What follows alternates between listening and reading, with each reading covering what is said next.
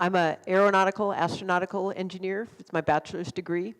I got interested in that growing up. I liked airplanes. I went to air shows. Our family went to air shows.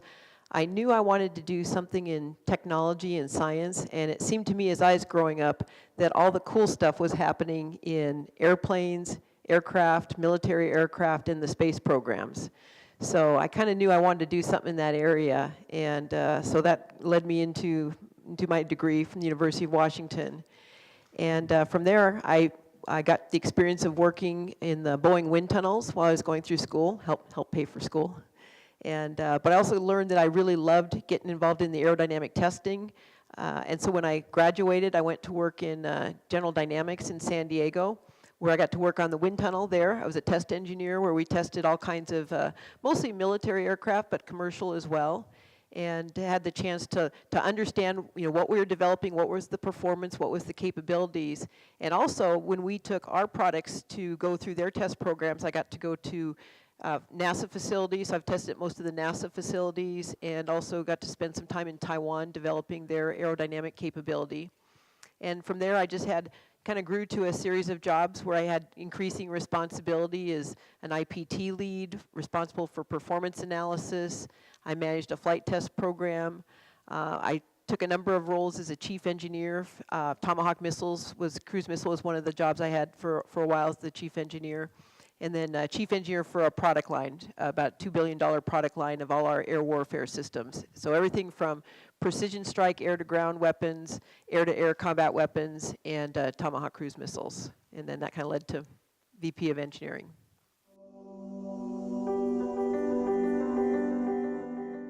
It is complex, and we have pretty much every discipline of engineer involved. We're doing some of the most leading edge, sophisticated, complex advanced systems in the world. So it takes, every kind of engineer to put those together. And I think for me, running the organization is different than leading a program as a chief engineer. I like both, but the difference is, I guess if any of you played around with SimCity, it's kind of like that. It is, and you think of it, I'm a systems engineer, my master's degree is in systems engineering, so I think of the whole thing as systems. So the most important thing is we have to be developing this awesome capability, all the engineers, hundreds of engineers working on a single program over, a number of years to deliver a, incredible capability.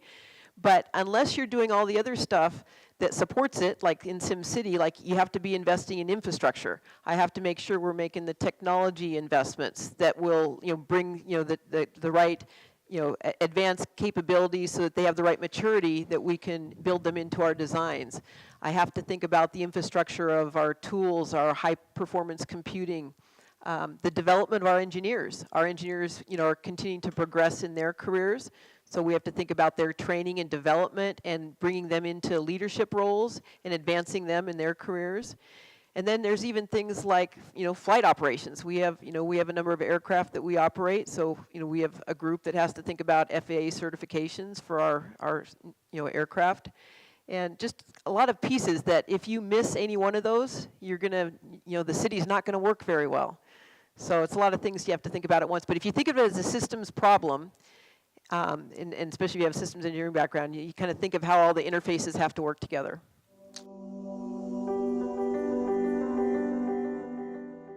And interesting enough, its failures was the one that probably made the biggest difference for me. Getting involved in failure investigations originally, so I had a role as the performance analysis lead. So I was involved in assessing how our systems were working operationally for our military customers. And because of that, whenever there was any kind of a failure or a problem with one of our systems, we would immediately replicate it in our performance simulation. So I got involved in all the failures, first as an observer, which was great experience because now I'm working with the failure team, and that's your best opportunity to really do problem solving on the fly. So you get to get involved in the details, understand systems, because I had my aero background, but sometimes it wasn't the aero, sometimes it was the electrical or the solid rocket motor or the radar. It was a different problem every time. So I got to kind of build my knowledge in adjacent areas. And at first as an observer, now later as I got more responsibility, some of those failures were my programs where I had, things that we had done in design or development, either because it was, just something nobody had ever done before, or because we missed something along the way. So learning from all those failures really is what probably set me up the most to be able to get, opportunities to advance.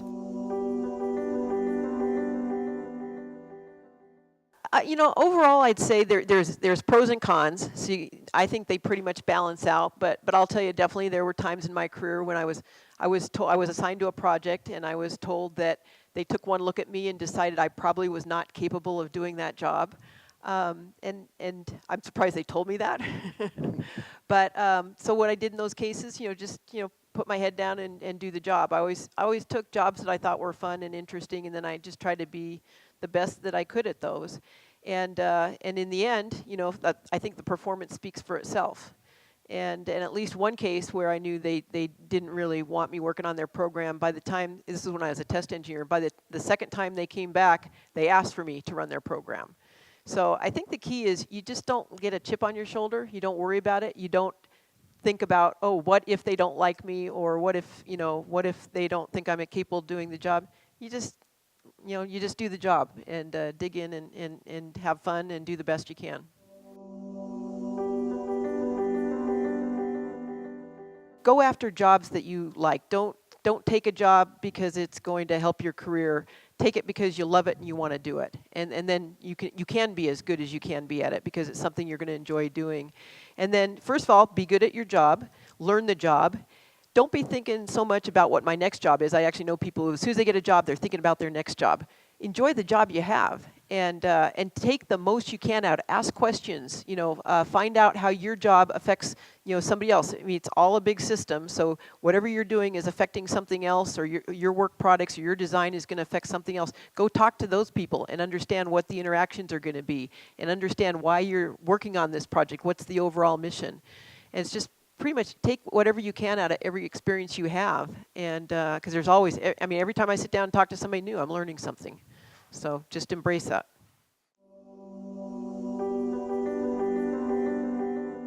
What I really look for is how you speak about in your resume about your contributions. Not I was on this team, but I did this for this team.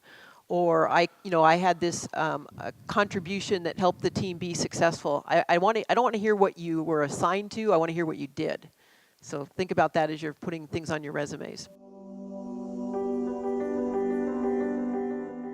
A lot of it does come down to communications. That's always, in a big organization especially, that's one of the hardest things, is being very consistent in, where you're trying to move the business. We're really trying to embrace more of a model-based engineering culture that has a lot of complexities to it, a lot of things that have to be considered, investments. It has to be, people have to be thinking about it all the time as they're doing their projects. How are they advancing our model-based capability? So reinforcing those messages, and then, how are you measuring yourself against those? What are we doing? How are we assessing that we're going in the direction we want to go, and are we, is it being as successful as we hoped it would be?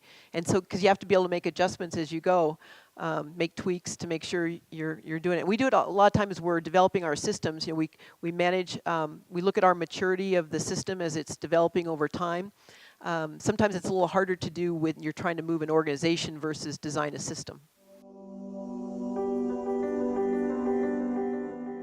I'll say you guys are in the right positions today.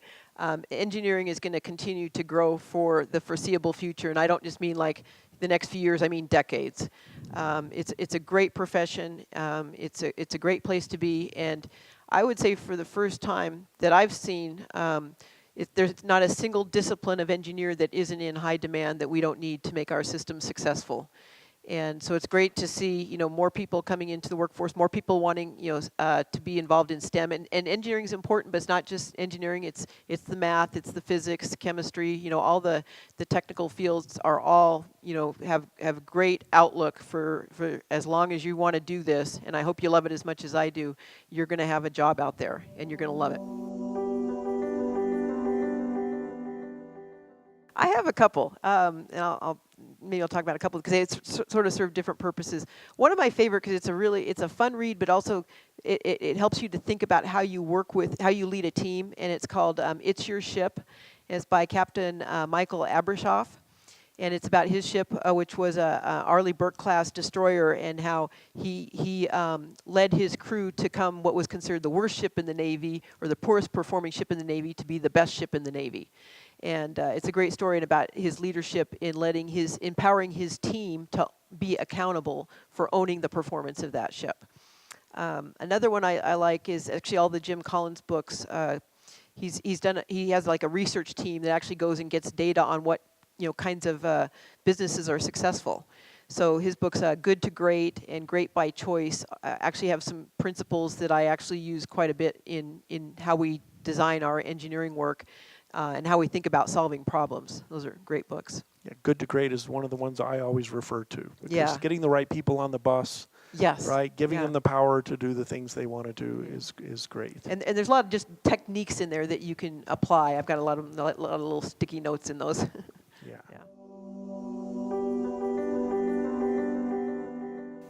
You know what? It's actually pretty simple. It's curiosity. I mean, think about what got you into engineering. Engineers solve problems. So, the more you're asking questions, you're understanding what the problems are you're trying to solve. And to me, I think the most successful engineers we have are those who always are wanting to understand more. Kind of like what I said, how does this work? Why does it work? Why did we design it that way? What's important about the performance for this? Why didn't we, why do we care about this more than that? And so take that into your assignments, here at the university and when you get into the workforce.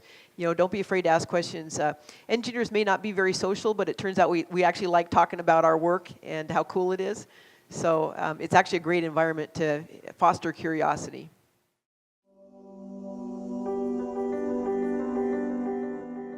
When you first come into the workforce out of college, and I will say the university is producing outstanding engineers, and it's great programs that you have here. So, and we'll teach you to do the things that we need, but there's always going to be opportunities to expand that. And for me, mostly it was, I had a background in aero and astro. I knew nothing about radars, so that's to be a chief engineer of programs that have radars in it, I had to learn a lot along the way, and we do. We have a lot of in-house training that we do that I took advantage of just on my own time quite a bit. So that was one way, just to take advantage of the opportunities that were there to advance my skill base. But a lot of it is it comes back to the failures. It's really the I'll say scar. We talk about scar tissue that we have from all those failures we lived with, and being in crisis and having to work your way through those.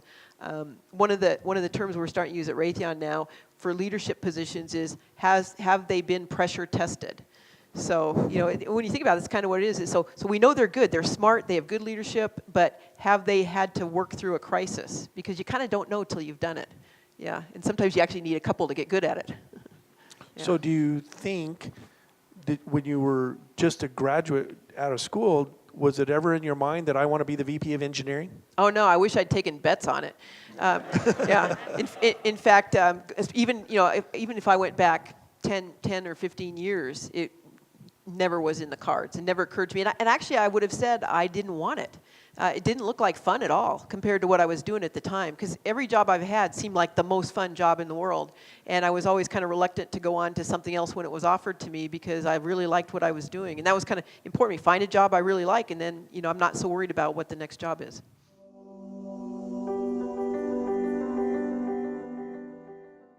I still consider myself an engineer, so. But I'll tell you, I absolutely do think that. At one point in my career, I was a program manager, and I got a promotion kind of to the next level in the company. And I was actually told by the time that since you're a program manager, when you got this promotion, you are now declaring that you're going to be a program manager for the rest of your career, that you are now management, and you're not going to be technical anymore. And I kind of like, I think I can do whatever I want, but it didn't work out that way. I mean, a year later, I got offered to be the chief engineer of my dream program. So I actually don't think you have to make those kinds of choices. I could tell you today, if there was a program, maybe in another business unit or something else that it's a big program, they need a chief engineer, I would totally take that. I love that job, and I wouldn't say I wouldn't go back to that. Before we do the next question, just for a second, talk a little bit about chief engineer so that our engineering students really understand what that means. Okay, so for us in our construct is the chief engineer has the accountability for really two things. First of all, the technical performance and capability of the product that we deliver to our customers, whatever we signed up to give them, as far as performance and the capability of the system. They also within that, have to do it on time and on, within the right cost and schedule. But it's we kind of think of it in terms of performance first, schedule next, and then cost. And you have to kind of pay attention to all of those. But it's performance. The other thing is that they're also responsible and accountable to make sure that they're using the right, they're applying all the engineering technical rigor. That we're not, skipping steps. That I make sure that these teams of software, mechanical, electrical, propulsion, all those guys are following the appropriate process, so that in the end, that our system will be predictably capable, and I can stand behind it. So the chief engineer kind of takes the responsibility for all that. Leads the design team, makes, the big technical decisions, as far as, concepts and sometimes hard design decisions. And when there's, issues, which there always are when you're doing leading edge stuff, they're the ones who are, in the middle of making sure that in the end we get to the, conclusion and we resolve all the issues. So it's, in a way, it's if you want to have that kind of responsibility, it's a incredible job. It's the one I've enjoyed the most. It's a little bit of a pressure cooker because, it is, it's on your shoulders to keep everything going. And you will make mistakes. That's part of the job. But that's okay. And, as long as you're learning from the mistakes and your program's getting better, and in the end you deliver the capability that you promised.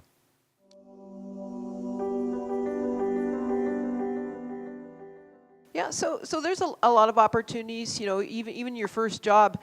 I mean, if, when you come in your job, you got to be good at your job. But after that, you start looking at how you can make your job better. So right there, you show leadership in saying, if I spent a little bit of time, doing this, it's not exactly what I have to do, but if I do this, it's going to make the job better for somebody else. That's leadership experience right there. And as you go on in your career, you're going to, even your next kind of assignment might be now you got maybe a group of 2 or 3 people that you're kind of guiding through whatever work you're doing. So there's a lot of leadership opportunities. I guess I'll also encourage something else too, which is things you do for work-life balance, things that you do outside, whether you're involved in a professional society. I know AIAA has a local section here. I'm involved in AIAA. I've been, for most of my career, I've been chaired national technical committees. I've been on the board of directors. And, but it also could be, coach of your kid's soccer team, or in your church, or in the school. Those kinds of volunteer activities are great opportunities to build your leadership. And in a way that you kind of can't in the workplace, and I'll explain the difference, because you get to lead by influence.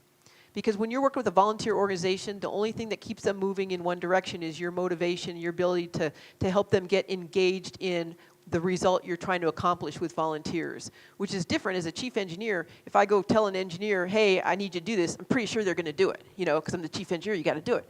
But if you're, in a volunteer organization, it's you've got to get them, engaged in and excited about what you're trying to accomplish. So that lesson is a great way to build leadership outside of the company.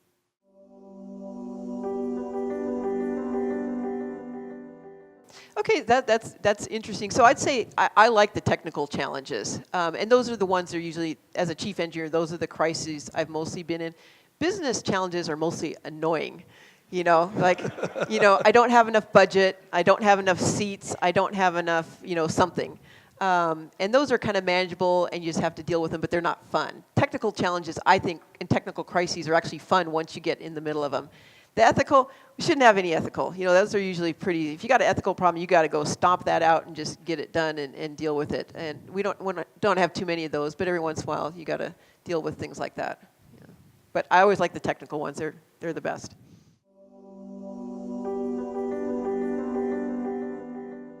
I think there's a couple forms that takes in. So I said there's pros and cons for everything. One of the pros is, especially early in my career, I got remembered. Most of the jobs I had, I was the only woman in, a large group sometimes. But when, because, or even when I went to a conference, to a conference, something like that, there'd be 100 new people there, but I came back the next year and they remembered me. Well, that's actually kind of worth something, especially when you're young and you're trying to establish your kind of reputation. Now, the downside of that is if you mess up, they're going to remember you, So sometimes that can be, a lot of pressure. But, if you're just, you just go in there, you're trying to do the best job that you can, I think that kind of always works out for you.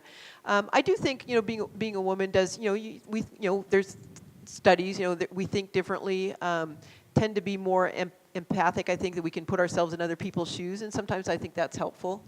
But overall, I think it all just evens out. Yeah.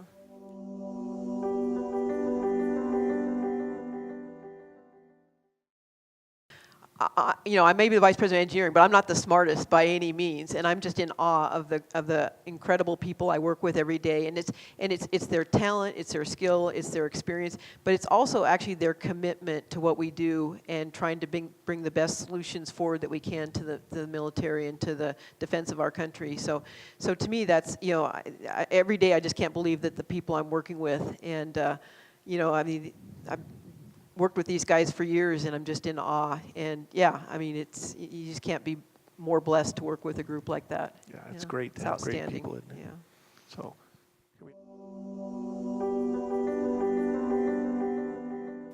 well, I've enjoyed every minute of it. So I've never actually had a reason to look anywhere else.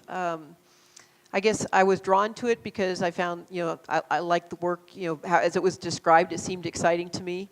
And as I came in, every day I get to learn something new. And I think you'll find that a lot of places. I think where we work is very special.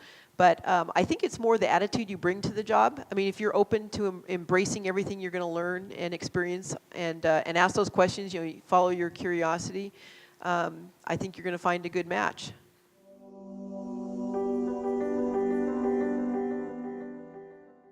Well, we like to see that excitement in your eyes. We like to think that you're enjoying what you're doing. But I guess, that you're leaning into it, that you're willing to, bring the skills and capability that you have to bear, but also challenge us, that you're willing to kind of help us push the envelope, because that's what we get from the energy that you bring. And you're learning things in your programs that I didn't learn when I was where you are today. So, help us to kind of push the boundaries of what we're able to do. And yeah, just challenge us and push us harder and bring that innovation into the workplace. And the whole bottom line rests on the interns, right? You expect them to bring the projects in. Yeah. We give you a little bit of room.